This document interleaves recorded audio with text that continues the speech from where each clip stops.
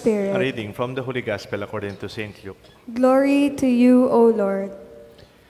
Jesus was praying in a certain place. When he had finished, one of his disciples said to him, Lord, teach us to pray just as John taught his disciples. Then he said to them, when you pray, say, Father, hallowed be your name, your kingdom come. Give us each day our daily bread and forgive us our sins, for we ourselves forgive everyone who is in debt to us. And do not subject us to the final test. And he said to them, suppose one of you has a friend to whom he goes at midnight and says, Friend, lend me 3 loaves of bread, for a friend of mine has arrived at my house from a journey, and I have nothing to offer him. He says to him in reply from within, do not bother me. The door has been already locked, and my children and I are already in bed. I cannot get up to give you anything. But I tell you, if he does not get up to give the visitor the loaves because of their friendship, he will get up to give him whatever he needs because of his persistence. And I tell you, ask and you shall receive, seek and you shall find, knock and should be opened to you. For everyone who asks receives, and the one who seeks finds, and to the one who knocks the door will be opened.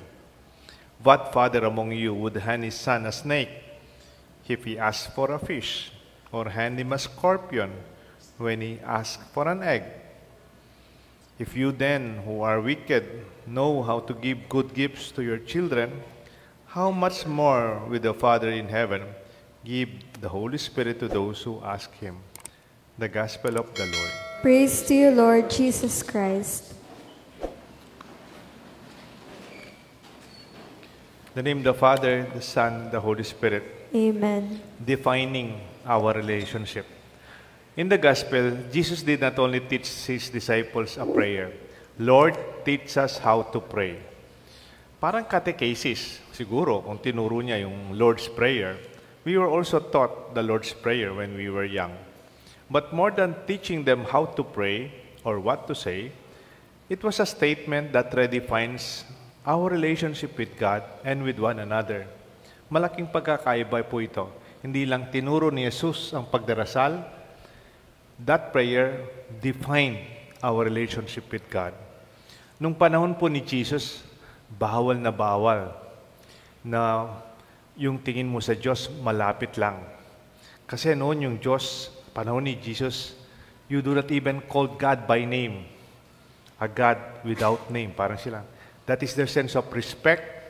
That is their sense of reverence to God. Kaya nung panahon ni Jesus, talagang malaking skandalo. Pag nagsalita ka na malapit ka sa Diyos o tinawagan mo yung Diyos, parang there's so much respect that they do not even call God.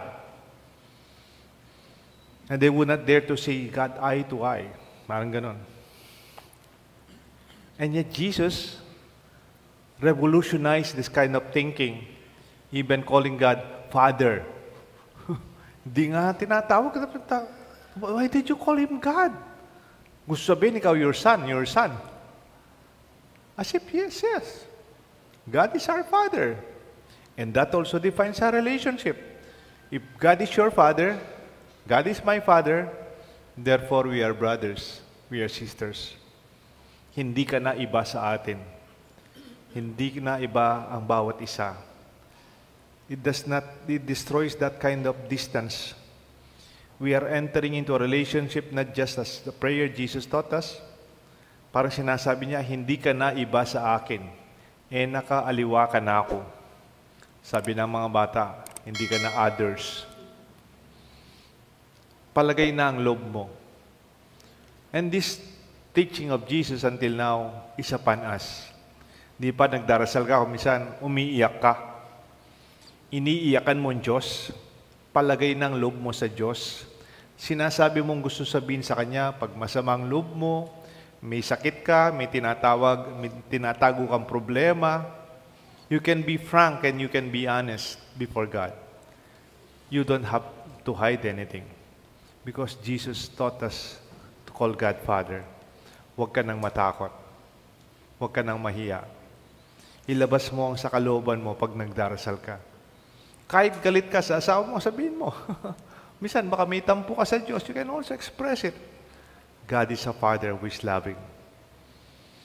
Kaya nga, noong 1990, may lumabas na song. Yung mga singidad ko dyan, kinakanta-kanta natin to kay Bette Midler. Ang sabi ng song, God is watching. God is watching. Huwag na natin kanta, maganda yung panahon. God is watching. God is watching us. From? Pinakanta-kanta namin sa seminaryo yan. Kaya lang si Apo Ambo, Father Ambo pa noon, Father Ambo pa si Cardinal. Hindi niya gusto yung kanta. Ganda ng kanta, Father Ambo. God is watching us from a distance. Yes, God is watching us. But I don't believe that He is watching from a distance. Hindi niya gusto yung line na from a distance. Hindi malayo ang Diyos sa atin. Para bang nasa langit siya, tapos tayo nasa mundo. Para bang may remote control siya, malayo. Hindi. Parang the mere fact Jesus was born to be human, to be like you and me, to be like us. Hindi na dapat tayo natatakot sa Diyos na malayo, a distant, a different God, or a scary God, a stranger God. Hindi na po. Di ba po, nung sinilang si Jesus, anak ng Diyos, naging tao, anong tawag natin sa Kanya? Emmanuel. Anong gusto sabihin ng Emmanuel? God is away from us. God is with us. When we pray and we say, the Lord be with you, and with your spirit. Para bang, and also with you. Sa atin ang Diyos. Kasama natin ang Diyos. Therefore, this prayer is a journey from a distant God to a trusting, close relationship. From a transition from a formal relationship to a personal relationship with our God. There's such thing as a radical transformation in the dynamics of our relationship with God as our Father and with one another as brothers and sisters. Tayong ang mga Pinoy, hindi lang natin tinatawag brother or sister ang bawat isa. Mga simbahan ginagamit. Kumisan tawag natin sa bawat isa, kapwa. Kapwa. Kapwa. Yung kapwa, hindi po yung may posisyon o yung may pinag-aralan o mayaman. Pag sinabi mong kapwa, kapantay. No one is richer, no one is a boss, no one is intelligent, no one is educated. Kapwa. Kapwa-tao. Nagkikipagkapwa-tao tayo. Our God implies that our kapwa, hindi na siya iba, kapwa natin siya. When Jesus became man. And that humanity in us, pagiging kapwa, we see the good thing in us, the good things. Kaya nga wag po natin sabihin, pasensya na po, tao lamang. I'm sorry, we are only human. That's not true. We should be proud of our humanity. Bakit? Ang daming kagandahan ng ating pagkatao. Oo, may pagkukulang. Pero it's overshadowed by goodness. Sabi nga ng isang pare, Father Richard Rohr, the goodness in creation came first before the sin of man. Naunang kabutihan ng ginawa ng Diyos bagong kasalanan.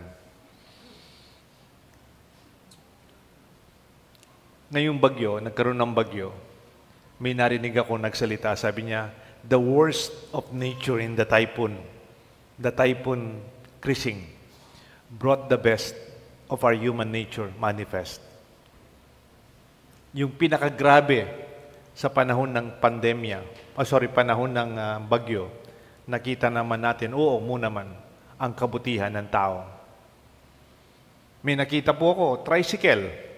Kaya lang lubog na, hindi na pwedeng makina. Hindi na umaandar. Kaya lang may sakit yung nakasakay doon. Tinulak po yung tricycle. Parang ambulansya yung tricycle. Inatid din sa ospital. Nalubog din yung ospital. Yung bangka ng mga fishermen, hindi naman po bangka na for rescue. Ginamit sa barangay to rescue old people na hindi na makalabas sa bahay kasi mataas na yung tubig. Yung mga bahay na malalaki, naging refuge centers. Kenina kayong balemi, mas matas siya. At yuko keng lele ilog. Pota, mi tuki kayo yung balayo, keng ilog. Dito na kayo, mas matas yung bahay namin. Delikado yung lugar nyo doon. The homes are open to take their own neighbors to safety. Mga simbahan, naging evacuation shelters. I think that is kapwa. To see God in our midst, to see God in one another. In fact, I don't only believe that God is close to be with you, to be with us. God Emmanuel, God in our midst. Ang kagustuhan pa nga ng tao, we want to be in touch with God. We are very tactile. Alam niyo po yun, tactile yung kumisan. Medyo nagkaroon po ako ng this morning lang, nagkaroon po ako ng kamay ko. Parang frozen shoulder ba yan? Frozen shoulder. Father, good morning. Kumusta na ka? Kinyana niya. Pero talaga, tapos siklot ko po. Penabi, di po yung meto kong gama. Pero masakit siya po. But it's okay. They really want to be in touch. Eh naman tag, Father, hello, well, we want to be in touch. Mayroon pong pare sa Clark, kasama kong pare. May kasama po kong pare sa Clark, Korean. Kasi may Korean community sa Clark. Yung pagaran niya, Father Peter Seo. Si Father Peter Seo, sabi niya sa akin, I like your Filipino parishioners. When they see a priest, they go and bless and they say hello. Doon daw sa mga Koreano, sa sobrang respeto nila sa pare, pag nakakita ng pare, iwasan. Kunyari, kasalubong daw ko po. Kesa po kayong may salubong tao, they will avoid. That's their sense of respect. But for us, the way Jesus taught us, we want to be in touch with one another. When you say, hello, kumusta na ka? You want to be in touch with one another. Minsan, mayroong isang hindi katoliko. Gusto niyang maging katoliko. Pero may question siya sa akin. Siguro, kasi adult baptism na po, no? Matuwa niya pong pabinyag. Sabi niya, Father, bakit kayong mga katoliko? Inahawakan yung mga images. Nang kaya, kuskusan nyo lang. Tingko pampanyo. We do not teach that. At na pong paring tinurun kaya kayong Talan nyo, Santo. Nakita ko pong bitis ng San Jose, mas effective yun. We don't say that. But you know, the human spirit, the human soul, bugso ng kalooban, it is implicit in us that we want to be in touch with God. Ganun lang po, not because we want to touch the holiness in the... No. Sino po na sa inyo nagsimba sa Apu? Apu Makamakalulo. Ako rin, nagmimisa po doon. Bisan after Mass, makipila ko po just to be in touch with Apu with that hand. Parang there's something in us we want to be not only close to God, even to be in touch with God. Sino po sa inyong nakaputa ng Quiapo o nakakita ng image ng Quiapo Nazareno? May namuti niya po itantod na kayong kakatalanda rin tao. Even the cross, Jesus' cross. Kaya kayong Quiapo, itang bitis na po, may pino na kayong kakatalanda rin tao. Kakuskus. We don't teach that. We don't have that in our catechesis. But the human soul, the human spirit, longs to be in touch with God. Hanggang ka rin mo po. And we would not look down on it.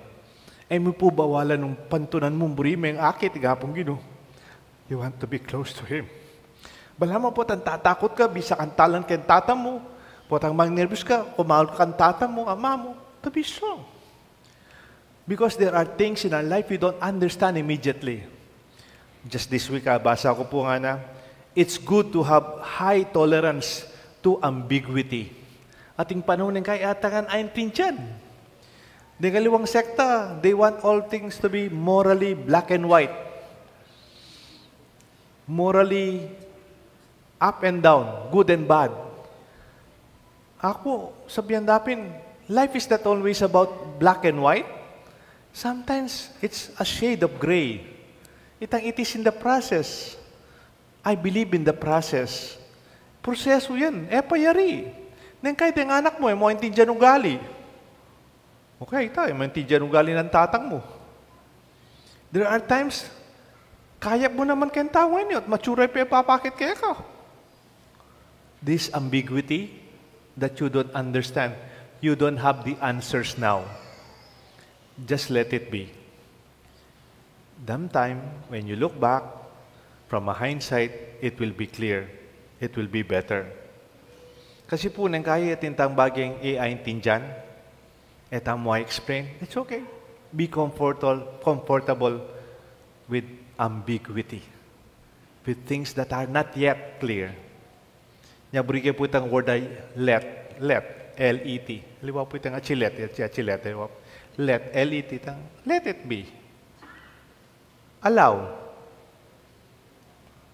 Give it a chance. Kasi po ating sinabi, the Father revealed by Jesus is very difficult to take. Kasi po, Jesus kaya, yung Father na po, magana kaya. Nino po yung Father ng Jesus? Saint Joseph. Yung experience ng Saint Joseph to the human experience is a very good Father. Biruyo po kayo buong New Testament, may manakit magsalitay Joseph. Ikichu magsalitay Joseph. Aliyo! Mama Mary, wow. Pero Joseph, may mambubulad. Bala mo itatang mo. Pero po, kayap ng taon tatang na. And he had an ideal father. That's why maybe it's very easy for him to give God our Father because of his human experience. Makanano na po rin ang tatang da, kalupang Saint Joseph. Nganapen, those who have father wounds cannot relate with Jesus' model of fatherhood. Detang ating may nasakit kan tatang da, masakit lulub kan tatang da. O may nga kamuanan lang kan tatang da. O ede keda gulon in tatang da uling makaya brody. Ede ada ka pa ugali niyan tang muli. Magana ka na man potang chuo brod, potang muli ni aliwana. Mas burida nga chuya yung brod. O kaya itang atin niya pong kaya. Atin pong play ngayon itang Perry the Musical. Itatang na chuo brod, pogi na man tatang na potang muli yan, katapang. Ngawas da kaya, poging bagsik. Kaya tang play. Pwedeng, in a sense, you don't relate with Jesus. It's better. In the Old Testament, we call him Father. Tang first reading, Abraham negotiated, persisted with the Father. Do not destroy Sodom if there are 10 good people. I will not. May kipag-negotiate siya po. Sana makanita na mo. Kalupa ng Moses, kalupa ng Abraham, kalupa dari Elijah, they talked with God directly. We don't have that today. Jesus, in the scripture, at least, amit de puren disciples. Nganapin Jesus, blessed are those who have sinned. Kikichuko. But more blessed are those who did not see and yet believe. Itamo pureta. This is the time of the Holy Spirit. We hold on to God out of faith. When we pray and when we feel His presence in the Eucharist, in the Blessed Sacrament, in our Mass, in the Word of God. At po may itong libro entitled na The Wild Man's Journey by Father Richard Rohr, Franciscan missionary. Nga na pong Father Richard Rohr, kayang libro, the male spirituality development is different from the female spirituality. Deng babay, aliwain ka ba nalanda ka rin lalaki? Yan, kaya mas madakal rin sa sisimbang babae. Parang ka rin lalaki, aliwain ka rin lang spirituality. And he talked about that journey of the wild man. Di ka nung anak kanita during that time, in tribes, ka rin lang tribo, they sent their young sons, potang binatilyo no po deng anak da, iburus dala po keng forest. Idala daw po keng marayong kagubatan deng anak da for survival. Magbahin taula, makanano lang makisaw nung bilasang ay nabalong pakanan den pamilya na, ay nabalong protekta ni sarili na, ay nabalong sopa ni sarili na, idala daw po kayong marayong lugar for them to survive. for them to learn how to catch their own food, to protect themselves, and to be humbled every day. Mabiyasa la. At po pong prepared ng muli, they will have a catch. Nang kay mga ragul pong animals yulida. Muli la with a wild catch. Kay ba't po, pag-celebrate dala, welcome dala kimbale. Kayong karelang community, kayong karelang pamilya. And they will feed the community with their catch. Karinya po itang ritual of manhood. Nung dem babayat ilang, nanya po ita, tang 18 years old da, debu. Kareng lalaki, luwain debu da. Itang debu da, itang they will be able to provide and to be strong. But sometimes when that journey is not yet complete, neng kay matuane, talasawan at inanganak, sometimes there are issues in the father because he have to prove himself. And you have to understand men from that perspective. At ko pong kaluguran, kwento ko po kayo na, I ask permission, mengyat kong permission kayong kaluguran ko to share this with you. Ito pong kaluguran ko, alos kasing edad kaya po, kwento na ka ako, itatang na, kay stricto. Ay, kay stricto na pong tatang na. And kalungs pang St. Joseph, itatang na ng Jesus. Itatang na po, parati yung mapalibuntok. He's always angry. At parati na pong pamalduan din ng anak na. Kaya minunang matwang pengare. Ano balang pagsabihan din ng anak? Then ako yung example na, kwento na po yun eh. Itatang na magobray po kayong munisipyo. At potang muli na, makamotori itatang na because they are in a barrio. Kayong barrio, ala pong balay kanita, marakala rice fields. Marayuya po itatang daramdaman din yung motor. Daramdaman na po yung motor. Mamiyalong lang mo pong makin, kaya lalambal eh. Mamiyalong lang, may pesan-pisan na pong kaklase, ang pong kapatid. Potang dandaman na itatang da, Paulian da no rin kaklase da po, muli na kayo, muli na kayo, tsunay itatang. Linis na kayo, makona ko kayo. Datang na itatang mi. Katitala po ka no. Potang datang na itatang da, lungubla kayong bale. Lungubla kayong kwarto. Magtuttuturan la. Hanggang mapawas la. Hanggang maranat labitis. Dahil liwa po ka no, dahil anak kapatid na mabay, magkulabot la po. Bakit? They are so afraid of their dad. Nung alim, may kamuanan la, manasakit la, kaya may utusan la. Kaya bene po yung mamada kanito. And na po yung kukwento ng makanya niya po itang tatang na. He was not able to relate with his children in a way that the way you relate with your children today. But you know what made the difference? Aside being saving story of that, ining-kaluguran ko ngene, my friend today, he's a very good father on the contrary to his father. Ini namang kaluguran ko kabaligtaran, ane kaya patatang, ane kaya payasawa. Susunduan no rin anak na, king Manila, atad na la. Nung makalbog, ya mismo tayo Manila, dakita na la. Potang kakwento kayo ni tatang ini, kaluguran ko, kukwento na rin anak na, in concern na, pamag-aral da, in kabilyan da. Wow! The grace of God went beyond the immediate father.